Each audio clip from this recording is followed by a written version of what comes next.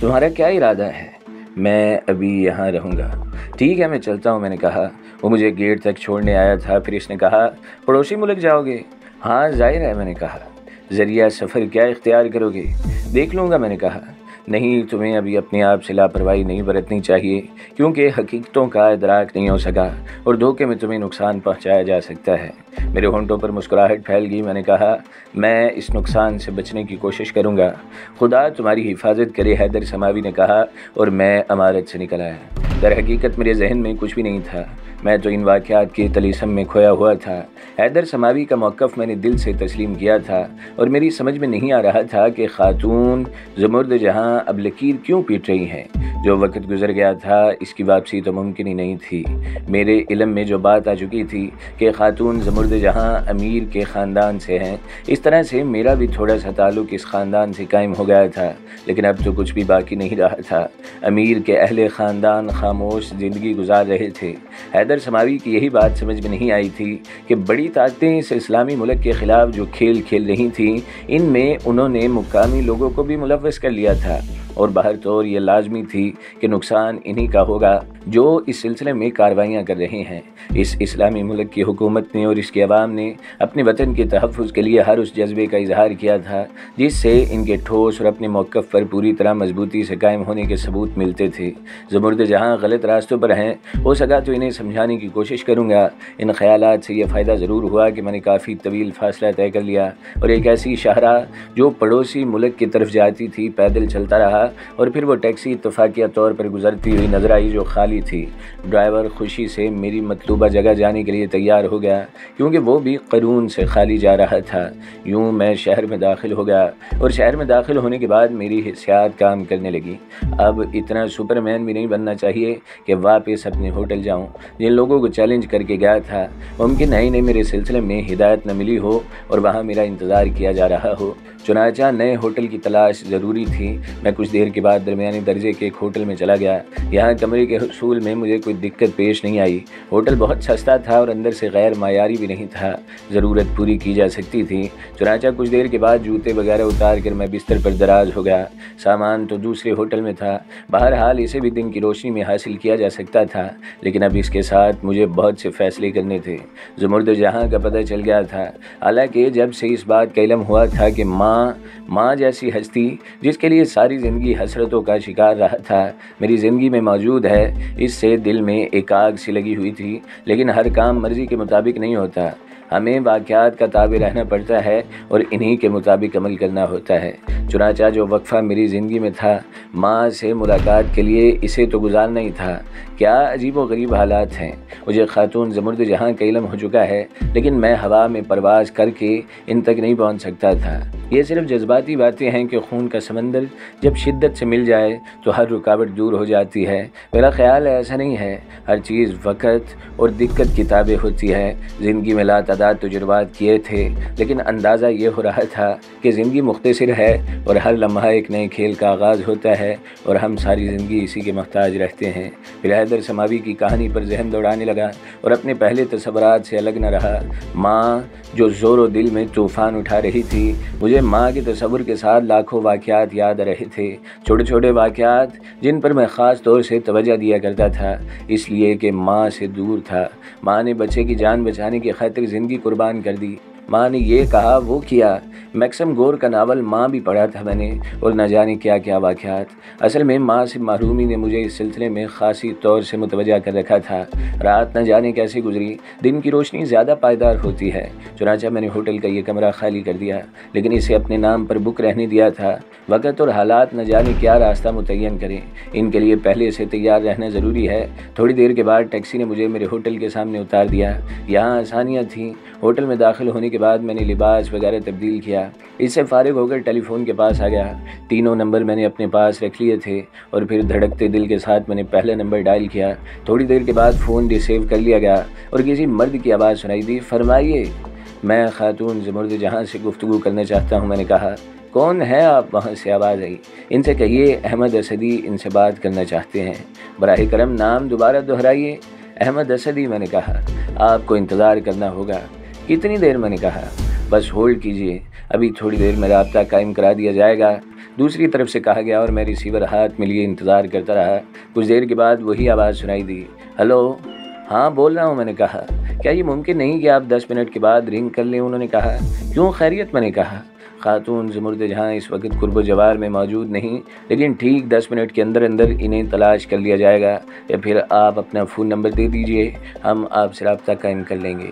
نہیں ٹھیک ہے، میں 10 منٹ کے بعد دوبارہ فون کرتا ہوں، لیکن خیال رکھیے ٹھیک 10 منٹ بعد، میں نے کہا۔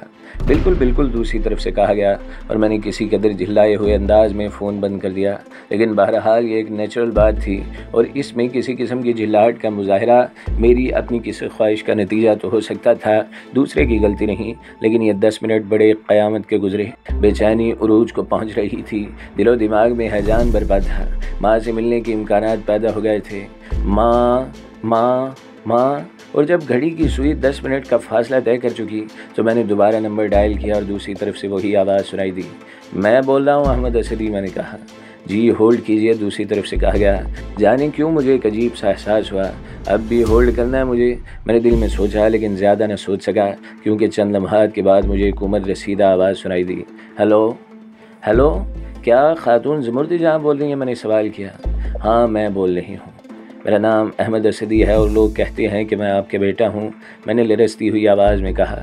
کوشش کے باوجود آواز کی لرزش پر قابو نہیں پا سکا، دوسری طرف بھی خاموشی طاری ہو گئی اور میں نے اس سے یہی اندازہ لگایا تھا کہ خاتون زمرد جہاں بھی جذبات کے ان لمحات سے گزر رہی ہیں جو انسانی زندگی میں ایک نمایاں حیثیت رکھتے ہیں۔ میں نے پھر کہا، ہلو، ہاں، انہوں نے کہا۔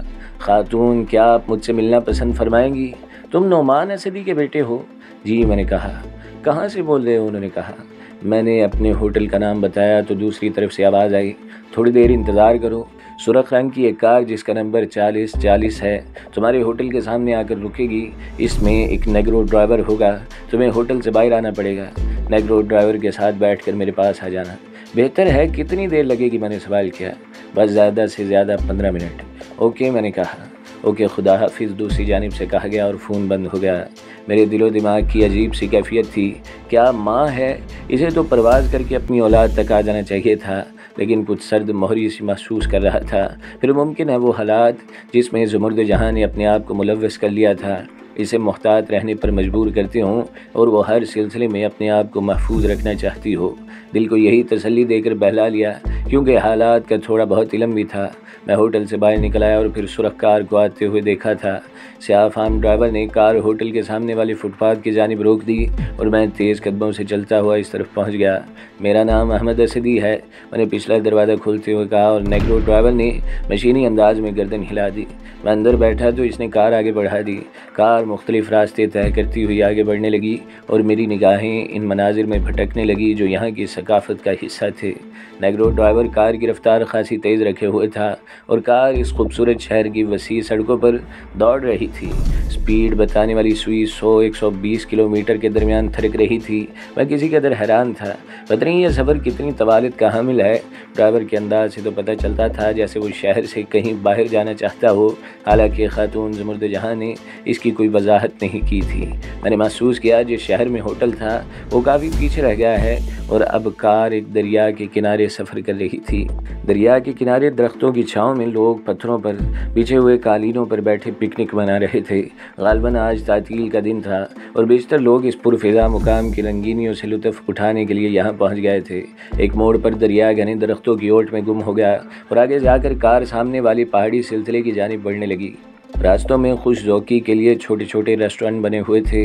بلند درختوں کے خوشگوار اور خنک ماحول میں ہوا کی سرسراہٹوں کے ساتھ بہتے ہوئے دریا کے شور میں زندگی رواں دواں تھی اور میں حیرانی سے یہ سوچ رہا تھا کہ آخر یہ سفر کتنا طویل ہے اور خاتون زمرد جہاں نے مجھے کہاں بلایا ہے۔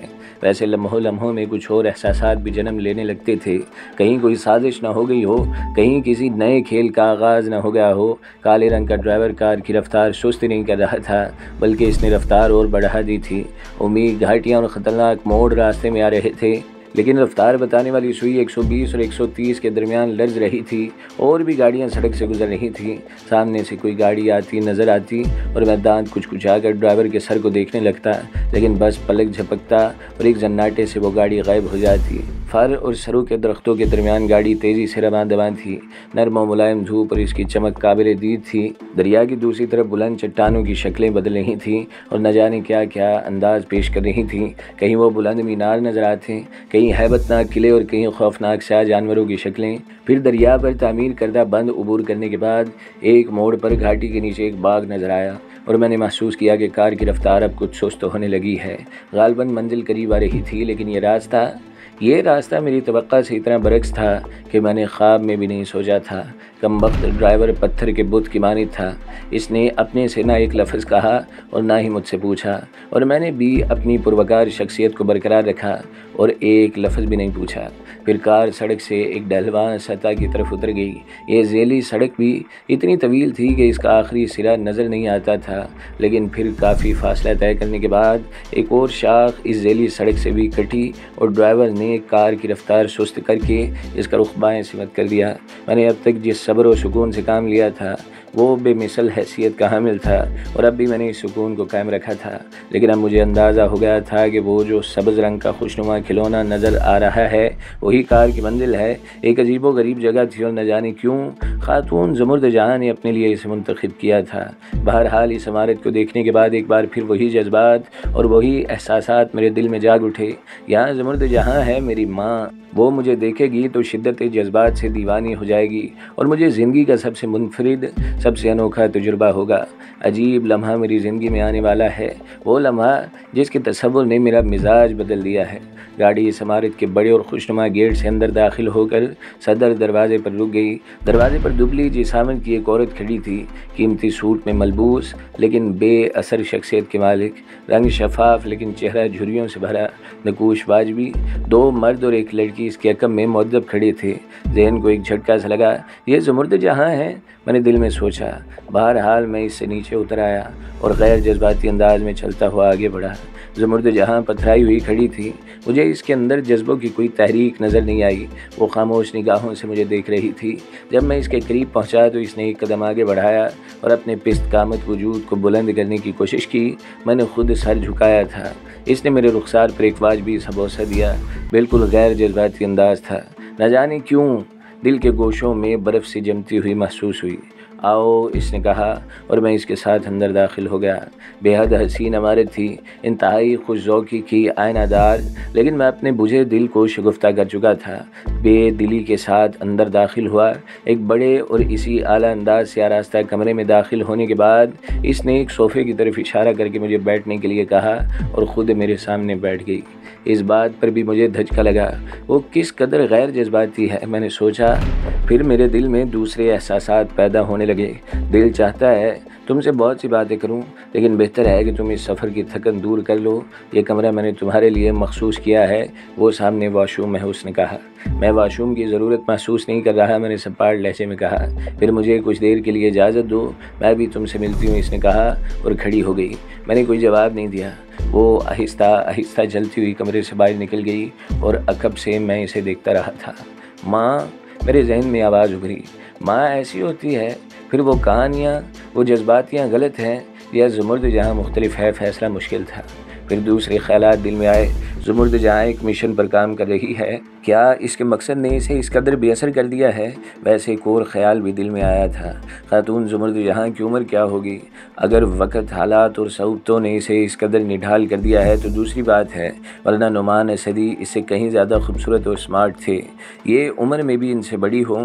پھر وہ کون سے عوامل تھے جنہوں نے انہیں زمرد جہاں سے عشق کرنے پر مجبور کر دیا؟ شکل و صورت بھی بس واجبی سی تھی، اس میں کوئی حسن نہیں تھا۔ پھر میرے ذہن میں دوسرا خیال آیا۔ نعمان اسدی کے ماضی کے بارے میں مجھے معلوم تھا، وہ بے حیثیت انسان تھے۔ ممکن ہے اس ملک میں امیر کی عزیزہ ہونے کی حیثیت سے انہیں زمرد جہاں سے مالی فوائد حاصل ہوئے ہوں اور یہ شادی اور عشق کاروباری ہو، ایسا ہو سکتا ہے۔ میں اپنی جگہ بیٹھ رہا، بڑی مایوسی ہوئی تھی اور بہت افسردہ ہو گیا تھا۔ پھر ایک عورت اور کمرے میں آئی اور انہوں نے مجھے سامنے چلنے کے لیے کہا۔ اس بار دوسرے خوشنما کمرے میں زمرد جہاں نے میرا استقبال کیا اور میں پھر ایک صوفے پر بیٹھ گیا۔ تم اپنا سامان ساتھ نہیں لائے؟ انہوں نے کہا۔ نہیں، میں نے کہا۔ کیوں، کیا ہمارے ساتھ رہنے کا ارادہ نہیں ہے؟ یہ میں کیسے جان سکتا ہوں؟ میں نے کہا۔ کیا مطلب؟ انہوں نے کہا۔ یہ تو آپ کے رویے پر منحصر تھا، میں نے کہا۔ میرے رویے کے بارے میں تمہارا کیا خیال تھا؟ ماں کے بارے میں سنی ہوئی کہانیاں میرے تجربات سے مختلف نکلیں۔ میں اور وہ خاموش ہو گئی۔ چند لمحے خاموش رہی، پھر بولی، تمہیں اس کی وجہ نہیں معلوم؟ اس نے کہا، جاننا چاہتا ہوں۔ میں نے کہا، تمہارے باپ کا رویہ میرے ساتھ کیسا رہا؟ یہ میں کیسے بتا سکتا ہوں؟ میں نے کہا، کیا مطلب؟ اس نے کہا، آپ کو نہیں معلوم؟ تمہیں معلوم ہے کہ نہیں؟ نہیں، مجھے کون سنا تھا؟ تم کہاں تھے؟ اس نے پوچھا۔ یورپ میں۔ کہاں؟ وہ حیرت سے بولی۔ یورپ میں۔ وہ کچھ دیر کے لیے خاموش ہو گئی، پھر اس نے کہا، نعمان اسدی نے تمہیں مجھ سے چھپانے کے لیے وہاں رکھا تھا۔ تمہارے ساتھ ان کا رویہ کیسا تھا؟ جیسا آپ کے ساتھ۔ میں نے کہا، کیا مطلب؟ اتنا ہی سرد، اتنا ہی غیر جذباتی۔ اس پوری زندگی میں میرے اور ان کے درمیان صرف چند باتیں ہوئیں۔ میرے بارے میں انہوں نے کیا بتایا؟ یہی کہ آپ مر چکی ہیں۔ ہاں، اس نے مجھے زندہ درگور کرنے میں کوئی کسر نہ چھوڑی۔ اس نے اپنی دانست میں یہ کر لیا تھا۔ تمہیں میری زندگی کا ثبوت کیسے ملا؟ وطن واپس آ کر۔ میں نے کہا، وطن میں تمہاری ملاقات کس سے ہوئی؟ نعمان اسدی کے خاندان سے۔ میں نے کہا، تم نے انہیں کیسا پایا؟ تبصرہ نہیں کرنا چاہتا۔ میں نے کہا، حیدر سماوی سے کیوں ملے تھے؟ میرے وکیل نے مجھے بتایا تھا کہ صرف حیدر سماوی تمہیں تمہاری ماں کا پتہ بتا سکتا ہے۔ میں نے جواب دیا، اس نے میرے بارے میں کیا بتایا تھا؟ وہ سب کچھ جو حقیقت ہے۔ اس نے مجھے ایک تنظیم کے بارے میں تفصیل بتائی۔ تمہارے ذہن میں اس کے لیے کیا تاثر ہے؟ اس نے پوچھا۔ یہ بیکار ہے، حقیقت عمل ہے جس کا نہ کوئی مفہوم ہے نہ مقصد۔ میں نے کہا، مستقبل میں تمہارا کیا ارادہ ہے؟ بتانا پسند نہیں کرتا۔ یورپ میں کیا کرتے ہو؟ پڑھتا ہوں۔ شادی کر لیا؟ انہوں نے کہا۔ شادی؟ میرے ہونٹ نفرت سے مسکرا دیے۔ میں نے اسے کوئی جواب نہیں دیا اور اس کے بعد وہ بھی خاموش ہو گئی۔ اس خاموشی کو چند لمحے گزرے تھے کہ کمرے کے اندرونی خوبصورت چلمن ہٹی، چاندی کی گھنٹیاں بجیں اور میری نگاہیں اس طرف اٹھ گئیں۔ بے حد قیمتی سرخ رنگ کے گاؤن میں ملبوس ایک متناسب بدن کی دراز قامت عورت وہاں نمودار ہوئی۔ آتشی رنگ جو سرخ لبادے سے دہک رہا تھا، اخروٹی رنگت کے بال، بادام جیسی بڑی بڑی آنکھیں جن کا رنگ بالکل براؤن تھا، انتہائی جاذب نظر نکوش پروکار چال۔ اس کے پیچھے ایک حسین لڑکی تھی جسے میں نے ایک نگاہ میں پہچان لیا۔ یہ وہی لڑکی تھی جس سے 2 بار میرا سابقہ پڑ چکا تھا، جس نے مجھے اغوا کیا تھا اور جسے دوسرے مرحلے پر میں نے شکست دی تھی۔ عورت آگے بڑھی تو زمرد جہاں احترام سے کھڑی ہو گئی۔ عورت نے پاٹدار آواز میں کہا، ٹھیک ہے وانیہ، تم جاؤ، یہ میرا ہی بیٹا ہے، میرا لخت جگر ہے۔ اٹھو احمد اسدی، میں تمہاری پیشانی بھی چوموں گی، تمہیں گلے بھی لگاؤں گی، کیونکہ میں تمہاری ماں ہوں اور میں زمرد جہاں ہوں، میں ہوں زمرد جہاں۔